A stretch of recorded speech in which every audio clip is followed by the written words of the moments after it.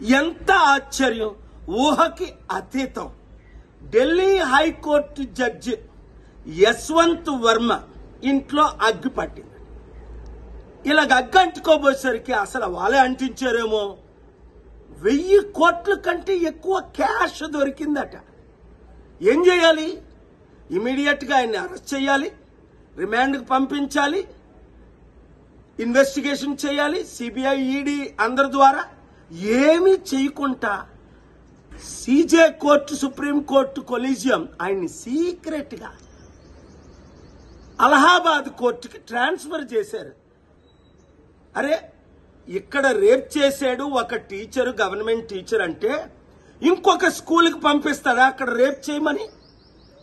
ఇంత దారుణమా జ్యుడిషియర్? అందుకే నేను ప్రిపేర్ చేసిన పిల్లు వీళ్ళు మైలార్డు ప్రభులు కాదు, జడ్జిలు.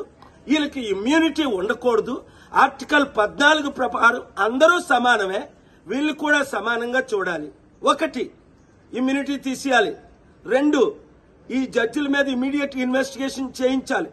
3, ఈయన్ని అరెస్ట్ చేసి ఇమీడియట్ గా రిమాండ్ కు పంపించాలి.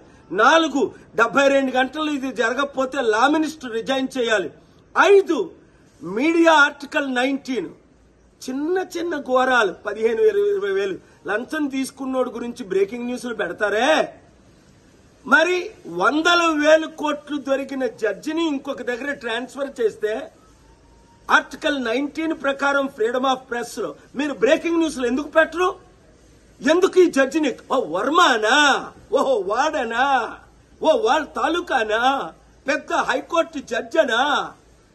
దేశం సర్వనాశనం అవ్వకూడదంటే ఇప్పుడు నేను మాట్లాడిన మాటలు డెమోక్రసీని కాపాడదామన్నవారు, జ్యుడిషియర్ని కాపాడదామన్నవారు, దేశాన్ని కాపాడదామన్నవారు బ్రేకింగ్ న్యూస్లు పెట్టి ఈ వీడియో నరేంద్ర మోదీ ప్రధానమంత్రి గారి దగ్గరికి వెళ్ళినంత వరకు, లా మినిస్టర్ రిజైన్ చేసినంత వరకు, ఈ జడ్జి అరెస్ట్ అయినంత వరకు చట్టాన్ని కాపాడదాం, దేశాన్ని రక్షిద్దాం. వీడియో అందరికీ షేర్ చేయండి.